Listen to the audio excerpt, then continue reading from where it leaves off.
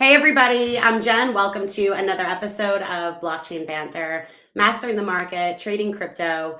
I am here with Keith Allen, co-founder of Material Indicators, TA and algo trader, order book analyst. Keith, thank you so much for joining me again, along with Dr. Mark Richardson, project lead at Banter and Carbon DeFi. Mark, thank you for joining also. Crypto Koryo is going to be joining us a little bit late today, but he'll be here also to kind of give us a little bit of his Dune Dashboards and the leading narratives right now, and if anything has really changed over the last week. Keith, maybe you wouldn't mind starting us off if you want to share your screen. Maybe are we going to have a look at your FireCharts? I noticed that you were talking this morning about how we went over 70 again, 69, where the liquidity was looking. Well, We it did. went away.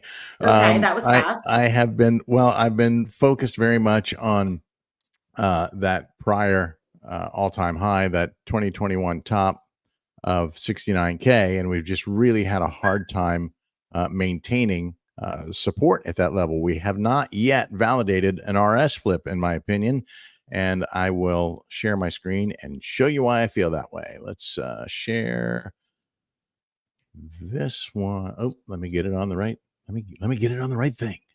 Okay. So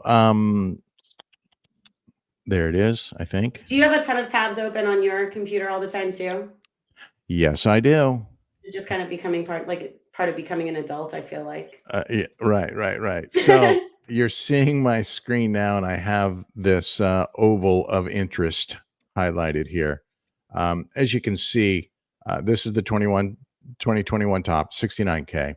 And we've talked about this in the past several episodes where we've just had a real hard time holding support above this level without wicking below. And every time I see a wick below, that makes me think, hey, we got some weakness here, right? So that's happened again and again and again. And after the weekly candle open, we were off to a good start. We closed the weekly above 69, above that level. Wasn't a green close, but it was above 69K. And now we've broken down and we've lost that level. We just wicked below it just a few minutes before the call, and it looks like we're potentially going to slide back down there right now. So this to me is indicative of a sign of weakness, right? Here we look for secondary support at the 21-day moving average, and again, this has been an important level through most of the run, but as we've had this drama up here around 69K, we've also had drama around that 21-day moving average, which then sends me looking at the 50-day moving average as support. And you can see we have some confluence here between the 50-day and my trend line. We could talk about lines and technical analysis and how subjective they are. Whatever makes you happy, right? What I'm looking for is confluence between where these technicals are and where liquidity is in the order book. And in my analysis this morning, I highlighted the fact that there just does not appear to be much bid liquidity in the order book at these levels. And if I take it down to the intraday chart, you can see that, right? We've just broken down from 69K. And what led to this, and this is something that anybody who questions whether there's alpha to be gained from order books, I'll tell you, if anybody who listened to or watched my analysis this morning, prior to this, I was talking about this ask liquidity coming down from up above, right? We saw this is the most noticeable one, but you've got other areas that liquidity, was brighter here, right? The hot spots are the heaviest volume of liquidity in the chart, right? So what was at one point upwards of 30 million up at this level, we started seeing blocks of it come down into this range. We now see it strengthening up here. We have a little bit coming down here and here.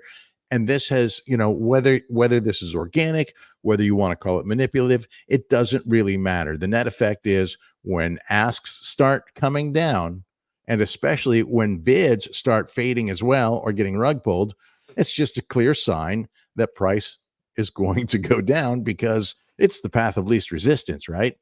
And we see this kind of behavior literally around just about every economic report. We have tomorrow's core inflation numbers coming out, and this is a little bit speculative on my part, and I'm not an economist, so I'll throw all those disclaimers out there. But there's been some, for the longest time, uh, Fed Chair Powell has been saying, he's been telegraphing, and he does not like to surprise the market. So he's been saying 3 cuts, quarter point each, sometime before the end of the year, and they've maintained that messaging. And they've also said we need to see more data and be more confident that that inflation is trending in the right direction before we actually make any cuts. And in the past, I don't know, week or so, we've started to hear the other Fed officials who, work the media circuit and start the telegraphing of language around, of what they might be doing, um, have started to, I don't know, put a little FUD in the water for the market about whether they are going to indeed cut 3 times, or maybe cut fewer times, or maybe just wait longer in the year to cut. Everything is on the table. Nothing is off the table at this point. So, in terms of the inflation numbers, what we've seen so far in the recent months, and I would say from November, December, January, February, and certainly the earlier part of that, November, December, January, most especially, heavily influenced by the holidays. There's holiday staffing ahead of it, and holiday sales, big, especially in the US, huge sales around Thanksgiving, Black Friday, et cetera, et cetera. And so that may have skewed the metrics a little bit. So now, with that in the rearview mirror, perhaps we're going to see a clean inflation report tomorrow. And whether that is a cool report or a hot report remains to be seen. I think that the market is kind of sitting on its hands right now, waiting. ETF flows were pretty mellow for the new 9. And there's a guy from Bloomberg, Eric Backelness, if I'm not butchering his name. He calls these, so there's 10 ETF entities, right? 10 institutions. He calls the other 9 who aren't Grayscale the new 9, and Grayscale makes the 10. Obviously, Grayscale still bleeding, right? And we can argue whether that's them screwing up or them just minting money, because that's what they're doing with 1.5% management fees on these, or trading fees on these. They're essentially turning a significant amount of revenue through all of these sales at this point. This has leveled off a little bit, at least for the day. And the day prior, look, BlackRock was hot with 308 million. Wow, yeah. And then yesterday it was only 21 million in inflows. So I think that the ETF market is maturing, right? And maybe they're waiting to see what the inflation numbers look like. Maybe they're just looking for bigger dips. So I do expect dips to get bought. I do expect to see this market continue to evolve and mature, as opposed to what we saw in the beginning was just crazy euphoric buying because there was 10 years of pent-up demand. Right now it's starting to level off. Keith, the only date that I'm seeing that's even close to yesterday was the 22nd, right? So what, like 2 weeks ago, something like that, a little over 2 weeks ago? Were there announcements then that were kind of correlated with that you can see a pattern with yesterday's, or no? I don't recall. And even, listen, even April 3rd was a little bit light coming off of the holiday, and it was even light for outflows from Grayscale. So I just think that the market is now starting to evolve. You remember when the ETF, once we got past the sell the news moment and the shock that Grayscale was selling so much, we started to see just a meteoric rise. Yeah. And Mark and I, especially, we talk all the time about straight lines not being sustainable. And we got some straight lines, right? I mean, let's look at the chart. We literally got just crazy straight rips up that I just think beg for corrections. I mean, look at this candle. That's a 22% weekly candle. And there was no retest back here. And so we've had a series of big moves without any retest. So it's reasonable to think that we could get a retest, but it's also reasonable to think that, gosh, we have the halving coming up right here. And how are people selling? Well, the people who ask that question are not traders. People are selling because they know that there are opportunities to buy lower if they can find those holes in the order book. And we can see here that we do have some thin areas in the order book that really pave the way for selling. Now, guess what else we see? We see whales selling and we see retail buying. Does anybody, do we need to have a quiz on how that typically ends? Right? Is there going to be multiple choice? So like, why? This isn't rocket. It's science, but it's not rocket science. And that's why I really love the order book. I don't trade this exclusively. Like I said, we looked for confluence. Where's the confluence in the order book? Okay, so let's zoom out a little bit, and we saw 69K is getting annihilated right now. So the next level, this got rugged here. Well, some of it may have floated up here. So conceivably this could hold, but there's stronger support down here at 65K, which has confluence with where the structure is down here and where we have local support established down here and the 50-day moving average down here. So you see right here the 21-day getting tested. This could very well hold. But if it doesn't, then we're looking down here. And if we should lose that, this is an area of really critical focus. If you lose this level at 59K, it's like 59.3. If you lose this, if you start making lower lows, then you have to go back and revisit the discussion about these areas of prior consolidation, at 52K, 50 to 52K range, and that 44 to 45K range. And these all represent, those areas, those numbers that we've floated, right? A 20% to 40% correction. Well, 20% gets you down here.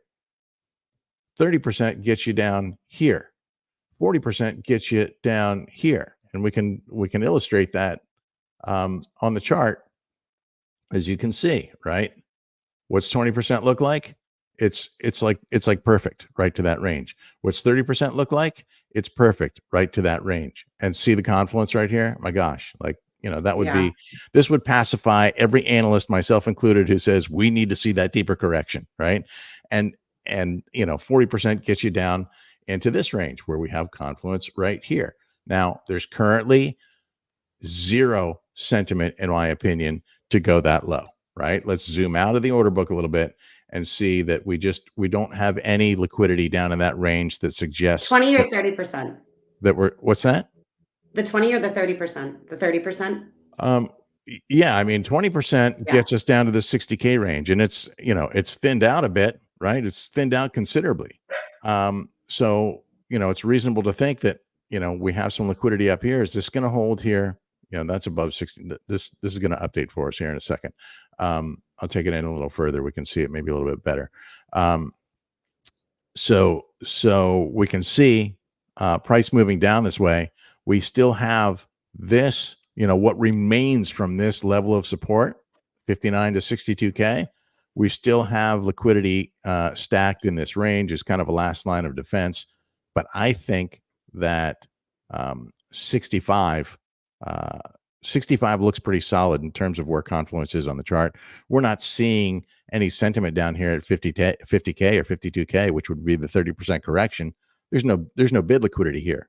Now, if we lose this, sure, it's going to come down. It's going to move into place. But geez, if we lose this, imagine if we lose this right now. I mean, it's a free fall. So, I just don't think there's sentiment for that with the halving so close at this point. So that's really the long and short of what I'm looking at the moment. And I'm just trying to be patient, right? We have this report coming up tomorrow. We get these dips. I want the dips. I'm buying them, right? And so I just this morning sold my highest entry on my longer term position was just above 70K. I sold that. I hit a couple take profits on it yesterday, and I sold the remainder of it today, up around I think 7,800 or so before things broke down further, because I saw this breaking down. And it's a small position, so if I'm not able to replace it, it's not a big deal. It's not going to have a huge influence on my cost basis. But if I can improve by buying lower, and I could already do that now, but I'm going to be stubborn and see if I can, get down here maybe. Actually, I think I do have a bid in around here, a small one, to just kind of support, what I'm doing and growing this longer term position. But I'd really like to see this one get hit. Keith, how much of that liquidity do you really wait to see shifting before you kind of make your own personal moves? When you see when I start seeing, so there's confluence here, right? There's the momentum shift. I saw liquidity. I saw liquidity moving. I saw a trend precognition signal, and I saw price dropping back into below the trend line that we just broke, the other day. So all of these things collectively, it's not one thing that I react on. It's the total picture, right? And look at Yeah. this. Now we're getting a new signal here as price continues to break down. This is another trend precognition algo. So there's enough pointing to downside for me to do some fine tuning on my positions. I'm not doing anything drastic because I've had a hard time improving on positions that I've sold, previously. I've been struggling. I sold a little bit in the 63s and a little of the 66, and then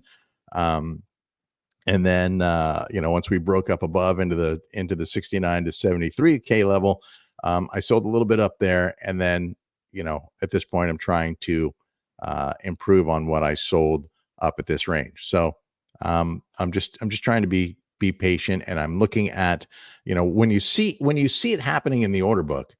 All right, this is the least speculative I can be, right? What I'm seeing in the chart, I don't have anything to gauge this with, right? Other than my lines of technical, analysis, which we know are subjective. But I don't know if there's literally support here to hold this or not until I look at the liquidity in the order book. So when I see these breakdowns happening, I can react to them, and it's also, it's risky to react too quickly. Look, mega whales just sold again, just a couple minutes ago. So this is more, this to me, this doesn't make me think that price is going to shoot back up to here in the next 10 minutes. It could, but this makes me think that we're going to try and go at least down here to 60, closer to 68, maybe even 68.5. And this is changing, right? I mean, during my analysis this morning, we're seeing these pieces of the puzzle move. Look, see this piece right here? Yeah. Oh, that's only 7.7 million. Guess where it came from? It came from up here. It's not a lot. It's not a huge amount, but just the fact that it's coming down is putting pressure on price. And we How see often does that update? So on this version of FireCharts and 2.0, price moves and price and CVD are near real time, and then the chart background updates like every 3 minutes.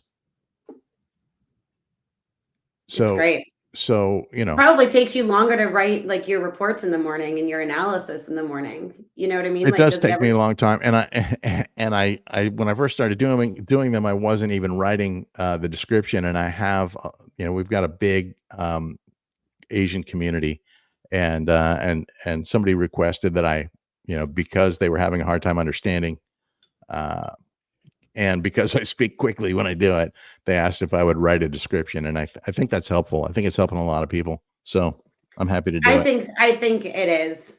Like, it's just nice to have that sort of breakdown, and then they can read it and then refer back to the charts and see and read it again. And like, I know I do it in the mornings too. or throughout the day, because it's not like you just do them in the mornings. And I think of stuff that I think when I'm writing the analysis, I'm thinking of stuff that I should have put in the live, but I do them, I shoot from the hip. I'm probably going to start doing them live pretty soon, Yeah. which gives me no chance to go back and fix anything. But It's kind of really real though, because we talk about some traders that post and stuff like that online, and all of a sudden it's deleted or whatever it happens to be, right? So I don't believe in doing that. when you're going live, you gotta live or die and by this is what what you you always say. say. Yeah, stand by it. And you are the first to admit, I'm not always right, but this is what I'm doing. It's not my advice. This is what I'm doing. Right. So, I I just say how I respect that. do I it. appreciate it. I promise you, there's a lot of guys out there making more money than me, but for me, it's obviously I'm here to make money with trading, no doubt. That's my number one goal. Right. But to get there, that also means not losing money. And so I love making money, but I really, really hate losing money. Right. So That's exactly the mentality that you should have. You should hate losing more than you like winning. That's exactly. Well, the exactly. Because guess what? When I first started years and years ago, it was, man, I can't believe it's down. It's going to recover. I just want to close it green. I just want to close it green. Fuck that. You're going to get wrecked. Just suck it up, cut your losses as quick as you can. And, don't be trigger happy, have some patience. But the two things that have helped me the most over the years have been just the patience and discipline of being patient to let things evolve and being disciplined enough to cut losses, not ape into a trade, and be very calculated in what I do. Do you think it helps, Keith, because you mostly just trade Bitcoin, Mhm. right? Do you think that that patience level is where it's at now from like your experience and that sort of, you know, Well, for me, yeah, I have a hard time focusing on too many things. And so when I have, if I have a handful of alt positions open as well, and I have a couple, but if I have too many going, it gets hard for me because I can't sit here 24/7 and stare at the screen and stare at charts because I'm a work from home dad and I got other responsibilities. Um, I have to I have to find what fits right. for my lifestyle Yeah. um, of raising a family.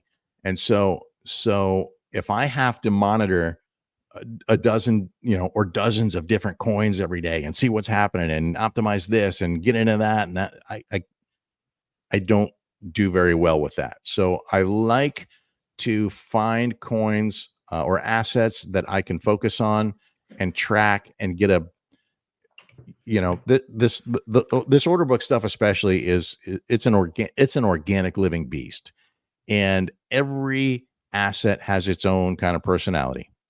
The meme coins, super volatile. Is there any rhyme for reason why Doge goes up or down, with the exception of when, Elon Elon opens his tweets. mouth? No. So this to me is easier for me to trade. I mean, there was a time back in the day when I was on Binance, I could pick B&B calls like clockwork. I mean, just on what I was seeing in the order book, because I knew what levels would always hold, how much liquidity it took to hold, and where it would bounce to and from. And I made a lot of money on B&B that way. Probably the most I've done on any single asset. But I definitely find it helpful to focus on, find things that you can focus on that you understand how they trade, and trade them, right? Yeah. To try and trade everything. I have bots that will scalp, you know, hundreds of shit coins. I don't care anything about those. I just let the bots do what they do, right? And those are quick, in and out scalps. They're small positions. They just turn capital. And Right. I don't necessarily care. There's a few that I will take out of those bots because of, some history on those, but for the most part, I'm good with just, the algo doing what it does. But in terms of what I trade manually and what I invest in, it's Bitcoin. It's a nice way to maintain your sanity while still I'm not trading. sure I've done that yet, but I'm still trying. But I'm trying. From what we can see, you put on a good show. I'm trying, and you can see right now, right? So just incrementally, we have a little bit of resistance appearing overhead. Trying to push price down. I will say that we're starting to see we have a little double bottom heading for a little triple bottom here and this is very, very short term intraday, right? We're talking, in the past couple hours. And that price does tend to like to bounce from this. And we do have lots of, I would say, opportunity here to go to the upside because it's pretty thin. But as we head to these economic reports, we often see this move happening, right? Let's say that they continue to clear this out, whether they clear it out, to 68 or whether they proceed down closer to 65. Once this is thinned out, it's much easier to move back up, right? So let's say they get it down to this level or, wherever it lands, and grind here until the economic report or even round trip it. Okay, this is something we also see a lot around these reports, right? We've got reports coming out Wednesday and Thursday. Conceivable to see this move bounce back up and then round trip before or after the the reports coming out Wednesday and Thursday. So CVD will give me some clues to that. Right now, the important ones that I'm watching are dumping. So I'm going to let that continue to happen before I come back in. Yeah. Well, thank you so much, Keith. Thanks for giving me the opportunity. I think, well, yeah, no, but I mean, like, really just not just kind of what you're seeing, it's always nice to kind of get into your guys' heads, right? Like what your thoughts are when you're seeing it, not just what you're seeing. So I do appreciate that. And I mean, what you said about, what did you say? You like, you hate losing money more than you like making money. Yes. Right? Yes. Yeah. No, it's funny when you put it like that because it seems so obvious, but it doesn't at the same time. Like you kind of almost have to train yourself to like take that and hold on to it, right? Yeah. I know I'm going to. Somebody asked me yesterday. I was doing another stream yesterday, and I flaked. I thought I had back-to-back streams yesterday because we moved up next week's, right? But right. So he asked me if I had regretted selling some. Like yesterday when we were up, in the 72 range, and I said no. Nobody gets wrecked. You don't get poor from selling. You don't get poor from profit taking. Sure, there's more. Did I leave some money on the table? Sure, I'm okay with that. You can afford to not have made as much as possible an infinite number of times. Right. You can only afford to lose a handful of times. Right. Yeah. Right. So now, I'm now opened up to a monthly chart, and this kind of shows the void of illiquidity even better here, right? It really does. You see this dark space, right? Yeah. So and it's also good to have some perspective here, right? In the longer term, whales have been buying. Okay. So what I'm doing now in terms of, highlighting this sell pressure that's happening now, this is short-term thinking. Okay. And this is me merely trying to improve my cost basis. But in the long term, we have a halving coming up here in 10 days? So is it already in 10 days? Is it the 19th or the 20th? Wow. Whatever. So and we know we could have a dip here. We can have a dip right after the halving. It's happened before. There's plenty of, it usually happens. You're right. We've got lots of, I've shown you many examples of that in the past. So and I'm prepared for that. So I just save. How do I prepare for that? I save some dry powder because if that opportunity presents itself, I want to be able to take advantage of that opportunity. And I think that's actually the the event the more significant event that no one talks about associated with the halving, because the halving itself is really sort of phase one of sort of a 2 or 3 step process. Look at this. The This thing that is right. This is right around Yeah, the last halving. it just went 21%. sideways. It actually, well, yeah, was that a 21% drawdown? Yeah. Yeah, exactly. And then it The pumped, most and then there was another one. the So I highly recommend, and I used to have this chart. I don't anymore, but I can remake it. It's not too difficult. The more significant event, in my opinion, is the first difficulty adjustment post halving, right? Because generally, what the halving does is it shakes out some of the old miners, right? The people that are like, when this halving comes up, I'm not going to, buy the new miners. I'm just going to sort of liquidate and be happy with my Bitcoin journey up till now. And this means that sometimes the hash power of the network goes down a little bit and there's a difficulty adjustment. And after that difficulty adjustment happens, this is when the market starts to be able to accurately price in whether or not it's worth investing in new mining technology and so on, and new miners come online and that kind of thing.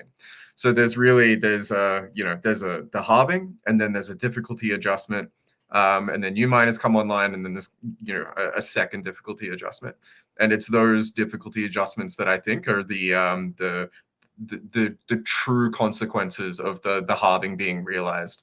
And it's those that no one ever talks about. I think you're right. And listen, most people, in the grand scheme of things, whoever's been listening to us will have some insight to this. Whoever just believes in up only after having is gonna have a rude awakening. Look at this is back in 2016, right? Yeah. You had the halving, you had a 1 week green candle that went 4.75%, and then the next week down 2.5%, and that began a grind that went for 1, 2, 3, 4 weeks and took price down 30%. That is going to be, if that happens here, that's going to be a huge shakeout. People are going to freak the fuck out because they're like, what the fuck? We had a halving. Why is price going down? You promised me that the halving was going to blah, blah, blah, right? Right. And they're going to go back to all their friends that told them, halving, dude, halving, buy the halving, buy ahead of the halving. And exactly. And in the long term, if they're patient, they'll likely be okay. But it's also worth noting, where does that breakdown occur from at this point, right? So we know that we have a high right now around 73,700 or so. So what we looked at as 20%, 30%, 40% were based on that all-time high, that current all-time high. But if price appreciates and we do start printing, up above this level, and we start grinding back towards this channel, I mean, we could conceivably be, up at these levels, and then that changes where what 20% looks like from there, and so on and so on. So those targets will adjust as price moves up to new all-time highs. You just got to be prepared for those corrections to happen, save some powder for them, and hopefully capitalize on the opportunities. Thanks, Keith. We'll touch base and see what the liquidity has done next week too. I'm kind of curious to see if it continues kind of in this trend or if we see it reverse. And I think this is I honestly think this will be a short-term thing right now. I think this is focused around what's happening with tomorrow's inflation reports. We can see, look, I just told you triple bottom, and look. So now let's see. So here's what could be happening right now. And this only comes because I've watched this happen many, many times. Liquidity is too thin for whales to do any sizable buying right now. But look what green is doing. So they could be buying, this could be whales just downsizing positions to eliminate slippage. And this may be the beginning of the bounce right here. I got you. You've mentioned that once or twice before too. It's not just the whales because of that slippage. The smaller orders as well. Well, whales can disguise themselves in any smaller class. Retail cannot disguise themselves as whales because they don't have the resources to do it. Right. Oh, but look, they just got shut down. New block of that just pop in there. Did we just see that? Yeah, it just popped in. Yeah. So we're watching it. We're watching the game board change in real time. Yeah. Oh, I just realized. All right, we are at 8:40. Well, my 8:40. Keith, thank you so much. I'm gonna pass it over to Mark. Mark, are you gonna share your screen with us? What do you have planned for us today? You're gonna show us a little bit from the simulator or some Yeah, I've exotic got trading pairs you've been eyeing? well, I thought we'll sort of return to basics because we've been looking at sort of meme coin things for the last couple of weeks. Can you guys see my screen yet or no? Yes. Yep. Okay, perfect. I thought it might be good to return to some of the more important cryptocurrencies. Obviously, Bitcoin and Ethereum are the two most important cryptocurrencies. I don't think that that's debatable at this point. And add a little bit of sort of qualitative discussion on top of what Keith is pointing out, because I think what Keith brings to this discussion is a sense of quantitation, which is, I'm a trained scientist, and quantitative data is always the superior way to make decisions. But I also think that sometimes, zooming out and just looking at sort of just the way that things evolve, right? Is there an emergent property in the aggregate of the data? And this is where I think sort of technical analysis was born. This is where trend lines and support and resistance lines kind of come from. And one of the things that I wanted to look at is the Bitcoin and ETH charts and sort of historically how they perform. And I'm always looking at very long time frame. So I generally try to limit myself to being the weekly time frame as the shortest time frame that I trade on.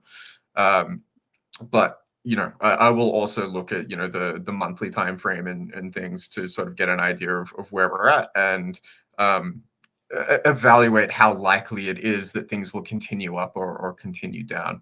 I think especially on the monthly, you can see kind of what I'm referring to here, which is that during an uptrend, Bitcoin is perfectly capable of printing green candle after green candle after green candle. We still have these corrections, and this is the thing that Keith is referring to. So even during this historic bull run, there was still a 40% drawdown, like right in the middle of it. And when you zoom out, it looks like nothing at all. But I promise, the people that had bought at the top of the previous month's candle were freaking out to see half of their value get evaporated in the next month. And it's worth pointing out where these months occur. We know that that May and September are generally very bad months, and so we're not too far away from May now, so keep that in mind. I'm going to move back to the weekly time frame just so we can have a look at exactly what I wanted to point out, and that is that Bitcoin has a very well-defined pattern during a bull market. And what I'm painted here are the 20 EMA and SMA closes. These are those two bright yellow lines, and you see that it kind of likes to skip off of these moving averages on towards the upside. And I like to put both on there because obviously this is, there's no hard truths to this, and I like to use both. Some people use the 21. I don't think it matters too much which one you decide to use. Some match better in some circumstances and others and others. But the point is that it likes to return to these moving averages. And as long as it stays above it, the bull market is likely to continue. And it's when it sort of breaks below it and then comes back and finds resistance at those moving indicators that we're probably in a bear market. The last bull market we had, and I'm not the first to have observed this, but Bitcoin never really came back to check the moving average. You can see that it sort of looked like it was heading back that way, but then continued moving higher. And this is when Keith and I say that we would prefer it to correct. You kind of want to come back and find these support levels because it means that you can continue higher. One of the analysts in the space that I have enormous respect for is his name is Ben Cohen, and during this whole period, he was saying, Bitcoin is ahead of schedule. That we would really prefer it to come back to check this level because it gives us more confidence that the market is going to continue higher. And a lot of the people that subscribe to that branch of analysis and that were paying attention to the things that were being said on that YouTube channel often blame the fact that, you know, we entered into this kind of double top on the fact that we didn't have these kinds of corrections on the way up. And this is what overheated the market. And you can see that even on the weekly time frame, the RSI remained way too high for way too long. And this means that, you know, that it basically runs out of steam too quickly. You know, it's a marathon race. You don't want to be sprinting the whole time. And so keeping that in mind, let's have a look at where we are and what we're hoping for, because it looks very much like, you know, Bitcoin has really failed to retest these levels. You might, you know, consider this wick down to be a test, and sure, that's fine. But, you know, if you're crossing your fingers that we just continue higher from here, well, I'm not sure that that is the best case scenario, because if you come back and have a look at this historic run, it came back to check very, very frequently, and it ran a lot higher. You know, the market had a lot more staying power than it did during the 2021 bull market. And so if we're at this stage now, like, what am I actually hoping for? Because I would prefer it to come back and check this moving average here, so about a 20% drop, than for it to just continue higher from here, because I think it'll be a much shorter lived bull run, and it won't go nearly as high. And I think that the capitulation will be a lot bloodier. And the reason I'm bringing this up is because Ethereum does pretty much the same thing. And during the you know, the last bull cycle, you can see Ethereum actually did hug this moving average a little bit more tightly. It came back, actually dropped below it fairly briefly before making its all-time high. And this run was a lot more significant than Bitcoin's. Like, Ethereum did appreciate in value much faster than Bitcoin did over that run. So there is something to this. Like, I think coming back and checking these support levels at the 20 moving average or the 21 moving average is a good thing, and that we should hope for it. And what's interesting is that both Bitcoin and Ethereum have about the same distance to go to check these averages. So Ethereum's is about a 15% drop, and Bitcoin's, I think, is about a 20% drop. And, you know, some people will look at this and tell you that, yeah, you know, the altcoin markets are all garbage and Bitcoin's the one true currency, certainly the only true cryptocurrency, which is certainly Mike Saylor's perspective. But I'm a little bit more pragmatic than that. And I would think that the downside exposure on BTC is actually slightly larger, about 30% larger than the downside risk on ETH right now. And if you have a look at the Bitcoin ETH chart, and I'm pulling this from Vantage, you can see that it's actually in sort of a choppy area. And in technical terms, you know, it's actually revisited, or Bitcoin has revisited its, you know, these highs from back in June of 22, from June of 22. But it's also in what looks like a reversal pattern. It's not a very strong reversal pattern, so again, this is extremely qualitative. But if you just have a look at the RSI, it's definitely headed down. The RSI is headed down. The MACD is headed down. But the price action is kind of, I don't know, you might call this sideways if you want to sort of draw an arrow straight through the middle of this, or you could call it sort of an uptrend over that same period. But either way, these are both reversal patterns. And so it's possible that that if Bitcoin is going to capitulate, it's going to capitulate faster than ETH. Or it could just mean that Bitcoin's going to go sideways and ETH is going to, you know, rally a little bit or something like that. But the reason I'm bringing this up is because, you know, this is sort of one of those trading pairs that that you can trade on Carbon DeFi and sort of simulate and do not just, you know, this kind of qualitative technical analysis, and not just the quantitative technical analysis that that Keith is offering with respect to the liquidity levels. But you can also just ask the question, you know, what would it look like had I, you know, traded, you know, these levels? So what I'm going to do is I'm going to put BTC as our risk asset. I'm going to use TBTC because, as I said last week, I think that this should be the de facto representation of Bitcoin on Ethereum for anyone who's taking these things seriously. Let's just look at like the last 90 days. Actually, let's go back. You know what? Let's trade the last year.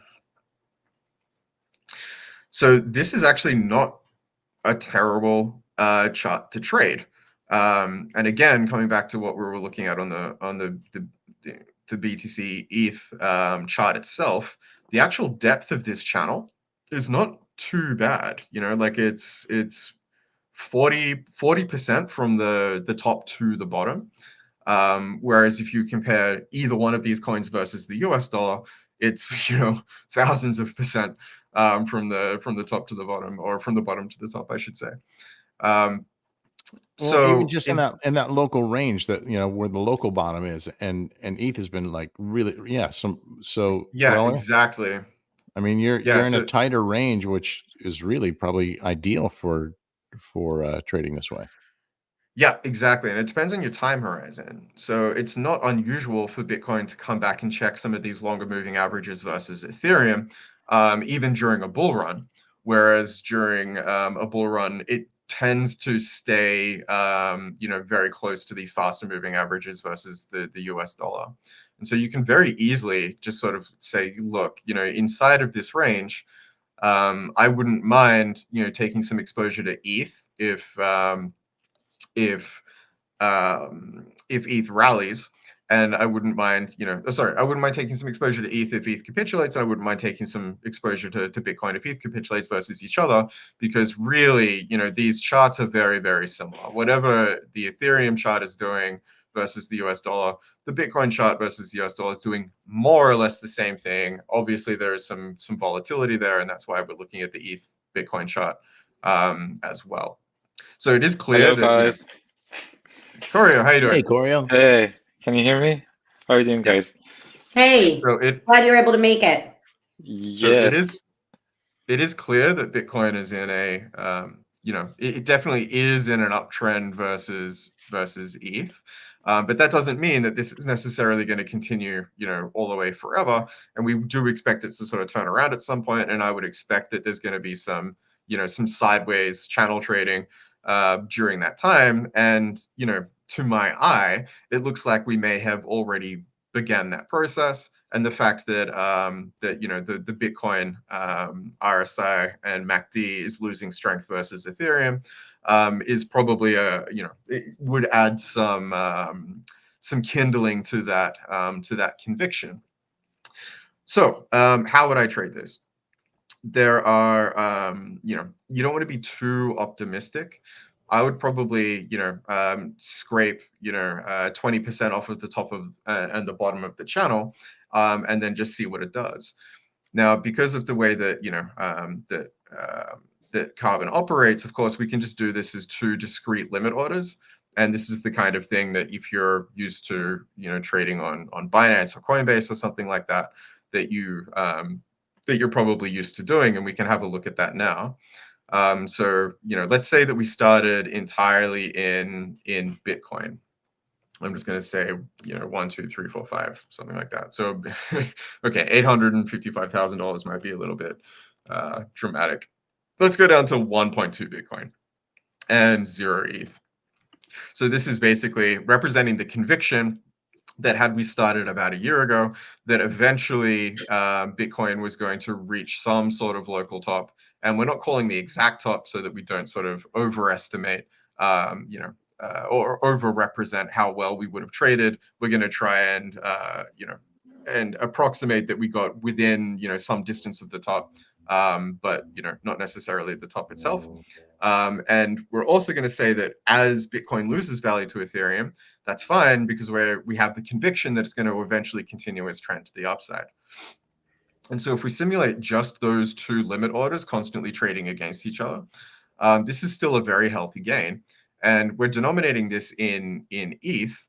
But remember, the performance versus, the performance chart is versus the HODL position. So if we're selling Bitcoin up here and then rebuying it down here, and this is versus ETH, we're actually improving the overall portfolio position 15% in either ETH or Bitcoin. It doesn't really matter how you choose to measure it. So if I just pull the slider back here, you can see that we made our first trade as the price of TBTC rose above our sell level. But then as, and you can see here in the bottom right, that's when we flip all of our Bitcoin portfolio into ETH. And then as the price came back down, that ETH was then flipped back into TBTC. And this is the beauty of tying together two different limit orders and having them constantly cycle back and forth. And so this is where that 15% ROI comes from. This isn't a reward scheme. There's no emissions or anything like that. This is just literally trading, probably the strongest trading pair or the strongest exotic trading pair anywhere in cryptocurrency, natively and automatically using the blockchains that they support. But we can also go back and say, well, fine, that's for the pure limit order. But what if we want to add a little bit more or represent our uncertainty a little bit differently? So instead of just saying, well, let's just take, a price cut by, setting our limit order arbitrarily somewhere below the top when we're performing these simulations.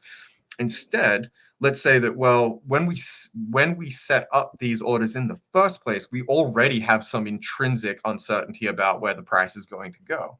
And that's what these ranges allow you to do. They allow you to say, well, the price is going to get somewhere between these two levels. And I want to be, selling Bitcoin as it moves through that range rather than at a specific point within it. And to the downside, I want to be buying Bitcoin within that range. So again, I'm going to be, moving these apart just a little bit so that I can try and capture more of the top of this channel, more of the bottom of this channel. We'll start with the same amount of TBTC. And then when we perform the simulation, we'll see that we get a slightly different ROI. And so it's not always true that, by using a range, that you're going to get necessarily a better result than if you just use a strict limit order.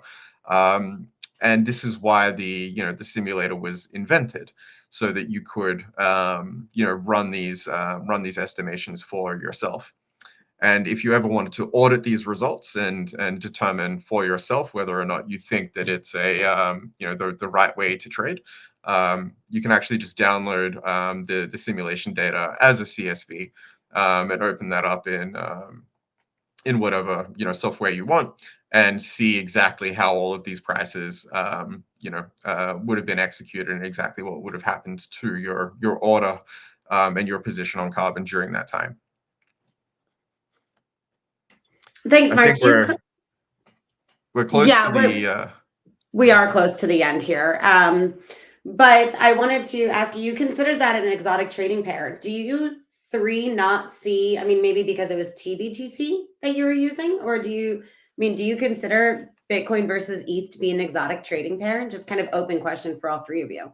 I do, but not because it is not because it's implicitly exotic. I think a lot of people do trade that pair. But if you have a look at the actual volumes, right, the order book sizes of Bitcoin denominated in ETH and ETH denominated in Bitcoin, they are, if that market disappeared, Bitcoin wouldn't even notice. The US dollar books are the ones that by and large dictate how that market moves. There's a reason why when Keith presents his FireCharts, even though he can see the Binance order book for ETH BTC, and that's for people who aren't aware, Material Indicators has access to data on the altcoins and things as well. It's not just the Bitcoin USD pair. But the Bitcoin USD pair is the one, like, if you're going to make a good decision, that's the one that you should be paying attention to, because it's where all the liquidity is. So I do consider, ETH Bitcoin to be exotic, just because it's less popular. Right. I like it just because, especially if you're grid trading like that, whichever one you end up with, you're still going to be okay. Right. So if you end up with more ETH, you're okay. If you end up with more Bitcoin, you're good. It's coming back to, it's not about making as much money as possible, but not losing, Yeah. Yep. Koryo, I know that we are at the top of the hour. Are we okay here for a few more minutes? I'd love to give Koryo the opportunity to kind of. I want Koryo to tell us how to make as much money as possible. Okay, let's go straight to the point, and let me share the screen so I can share my thoughts. Boom. Okay, let me know when you can see my screen. Gotcha. I think it's the case. Okay, so I heard the end part of Mark's view on the markets. Maybe I can actually continue on what he was saying. He was talking about the Bitcoin ETH pair. I think something interesting is to talk about the Bitcoin dominance, and it's somehow related to what he was talking about. So Bitcoin dominance, that's an important chart here. Let me first remove all these things. So in a bull market environment, we see the dominance of Bitcoin sharply going down. Happened the first time we had some kind of DeFi or alternative options to Bitcoin here, and then in 2021 bull market as well. We haven't seen anything similar yet, which for me indicates that compared to Bitcoin, alts haven't yet had their time, and this is going to come. This is one thing. The other thing is how high can Bitcoin possibly go? Bitcoin dominance can possibly go. Right now, we are around 54%. We've had the ETF news. We've had the halving. Can it go higher than that? I've already tweeted about that, but I think, in my opinion, we are less likely to ever see actually Bitcoin dominance above 60% in any case in the future, in my opinion. This is just because we have so many new projects and protocols and L1s and L2s, etc., that Bitcoin can just simply, theoretically, in my opinion, not find the dominance that it once had. And if you see here, 2016, even in the peak of the, in the best cases, the highest dominance of Bitcoin, we were at 71. And I think this will consolidate in a range for the upcoming years and decades, in my opinion. So I don't think it will go any higher than 60%, and also I don't think that it will go lower than some ranges, which I think around 40%, because it's still the king asset, the king cryptocurrency, and hedge funds and institutions want to have exposure to Bitcoin and not to even Ethereum and other alternatives. So I think this is a range that we're going to see Bitcoin dominance in the next years. This is one thing.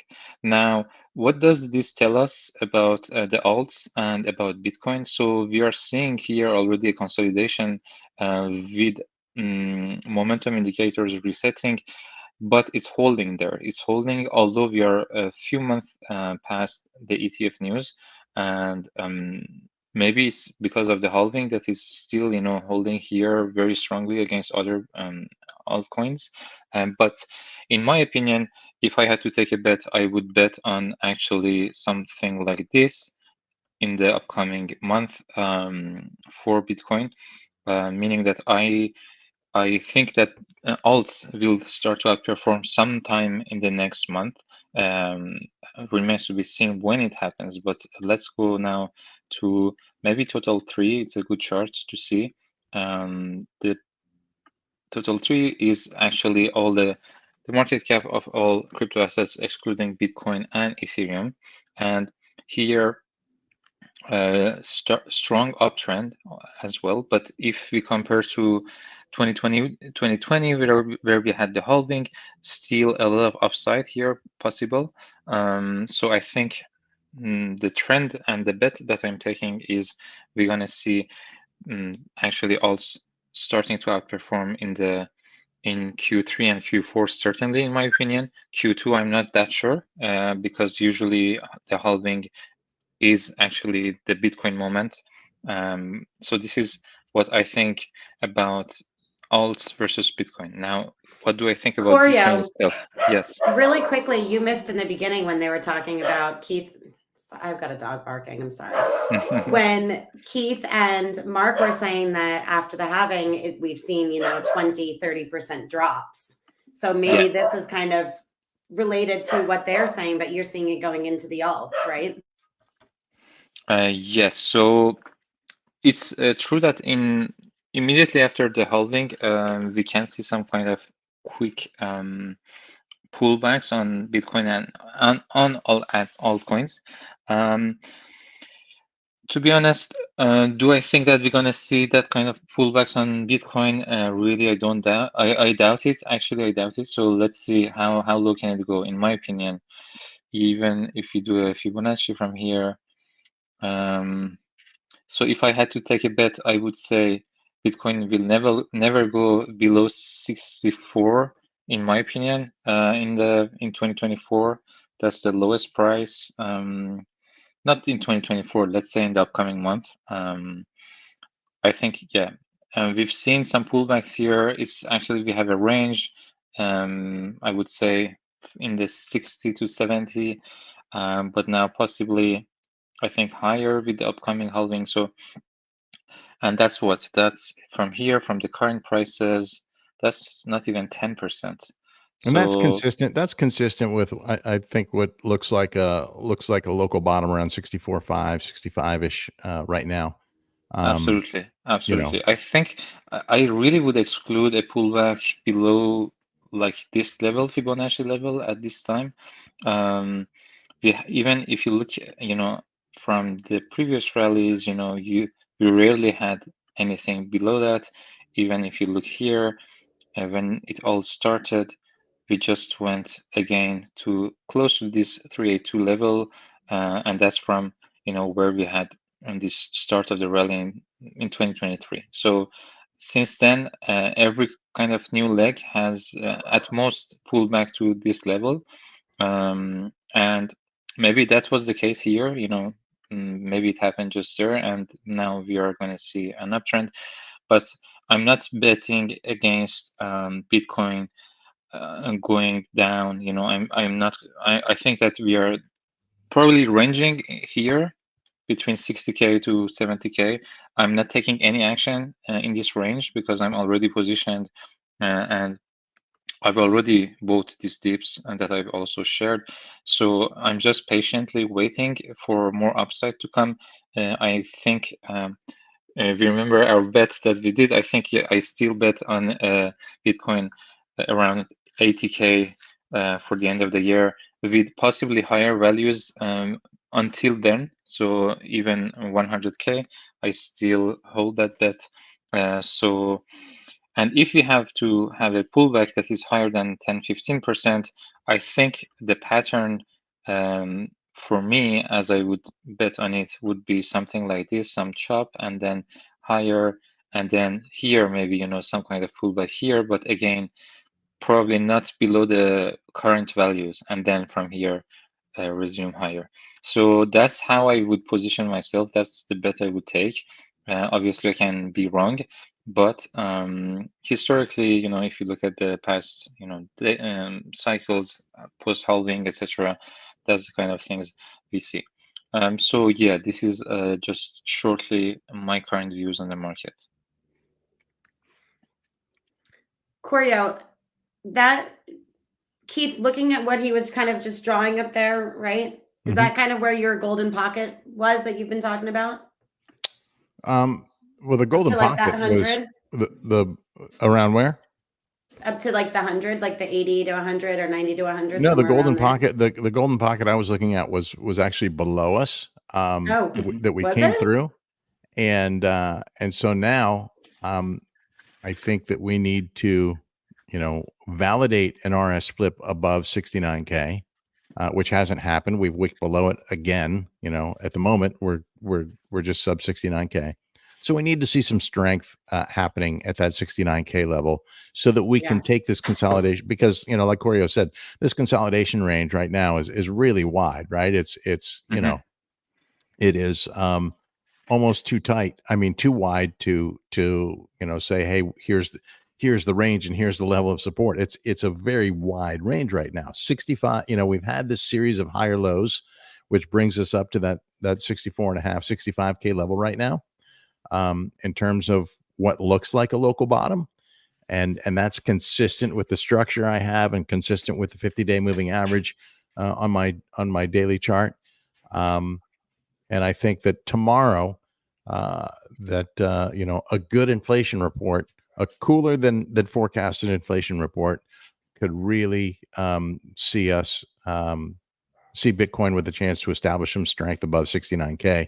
Without that, I think that we consolidate, back into the 65 to 70K range for longer until we get that strength. And around the halving, I don't know if we will see the deep correction that I've been wanting. The market doesn't do what I want. Market doesn't give a shit what I want. I just prepare myself for those opportunities if they present themselves, right? So Koryo may be right. We may never see another dip below 65K, and that would be great, right? I've got orders there. I'm good with that. Let's get those filled and move on. But I'm saving some dry powder just for that, If it happens. somewhere down the road, whether it happens from this level, whether it happens from the 80K level, whether it happens from the 100K level, there's going to be a deeper correction than these 10 to 19% corrections that we've been seeing in the Absolutely, I past few agree. months. So I will I'll hold that powder until that comes. Absolutely, I agree with Keith. I think that we're gonna see 10 to 25 even percent corrections in the upcoming month. The real question is at what local top this is gonna happen. I'm just gonna conclude with maybe a very quick word on the RSI. On the weekly, first of all, it's important to notice that we don't have a bearish divergence here, although this kind of patterns usually many times have bearish divergence on RSI, like we saw here, like price going higher, but with the bearish divergence. But now we are, we did a higher high in price and in RSI, so still holding even below that moving average of the yellow one. So even on the RSI, we are very bullish, but also notice if we look at the top of this recent RSI move, then the only few times it happens, it was very close to the top of the bull market in terms of price action. So at least in 2021, in 2013, it was also almost the top. Here we had a big correction, and in 2017, there were a number of resets, etc., that would provide best opportunities. I think this is something great. This is a reason why I like to always look at the price action in a bull market environment, and I like to buy a reset of momentum indicators like the MACD, as it was mentioned, and RSI, because sometimes the price is not really going down. So as you see here, it's looks like kind of choppy here, but the RSI every time is resetting. So every time, this is like, what is this? This is 20% correction. Might not look much if you zoom out, but you had a good correction in RSI. So this is providing good entries. So this is also the kind of pattern I'm looking. So even if you consolidate even longer here, then the price might not go down, but something like this will result in some RSI pattern like this, and then this would provide a good entry no matter what the price here is. So this is also something to look for. What's interesting about what Koryo was observing during that 2017 bull run, when I don't think he was on the call when I was talking about it, that all of those RSI resets are commensurate with coming back to check the 21 or the 20 EMA and SMA. Like we're referring to the same thing. It's just that we're using a slightly different perspective, but it's that we're observing exactly the same phenomenon. Well, I think something that we can all agree on, two things we can all agree on, is consolidation at this stage is healthy, and dips are opportunities. Absolutely. Yeah, exactly. Koryo, I want to ask you one more question, then we can, close it up. You were saying that you see Bitcoin dominance, the alts kind of gaining a little bit of that, right? What are the leading narratives that you're seeing right now? Go ahead. In terms of narratives, let me also again share quickly. we remember that real-world assets were performing pretty well last month. So if you look at the this year in 2024, we know about memes. Memes and real-world assets perform pretty strongly, as well as AI tokens and some LSC tokens like Pendle, because there we had the restaking narrative, which contributed to some LSC like tokens like Pendle. However, this month, right now, most of the narratives are down. We are not observing very strong kind of performance here. There is just one token that had on account abstraction a catalyst, so nothing really, nothing to attribute to this narrative in general. And ordinals is kind of like memes and Bitcoin or NFTs. So it's interesting that these are outperforming. Other than that, like from the narratives with higher fundamentals, for now, most of them are down, and there is nothing that is really outperforming here. The Bitcoin narratives is here, NFTs, L1s, L2s, etc. So it's the first month here. We are seeing a -7 performance MTD for now, but for now the year is positive. So one of the first months that would if April concludes like that, which I doubt, because historically, we showed that once, but historically, April is the most bullish month of the year. And generally it's interesting how these things develop. For example, I was paying really attention to September last year and the year before that, because everybody knows and that September is a bearish month, but it doesn't start from day one with a big dump and then everything goes down. Usually actually the reverse happens. So you might get actually prices go up in beginning of September, and then all of a sudden in the last 10 days of the month, everything goes down aggressively. So maybe something like that will happen. I think because we are having the halving, I'm still having very bullish expectations in April, although for now it hasn't been a good month for the markets. But narratives related, nothing really outperforming as of now. Okay. Well, we can keep ourselves updated there on your Dune dashboards as well. I'm glad that you were able to make it after all. Thank you for jumping on here, Keith. Always and happy Mark. to be part of the call. Thank you so much. I Keith say and Koryo Mark. starts next week, so we get to hear more. Yes, we can do that.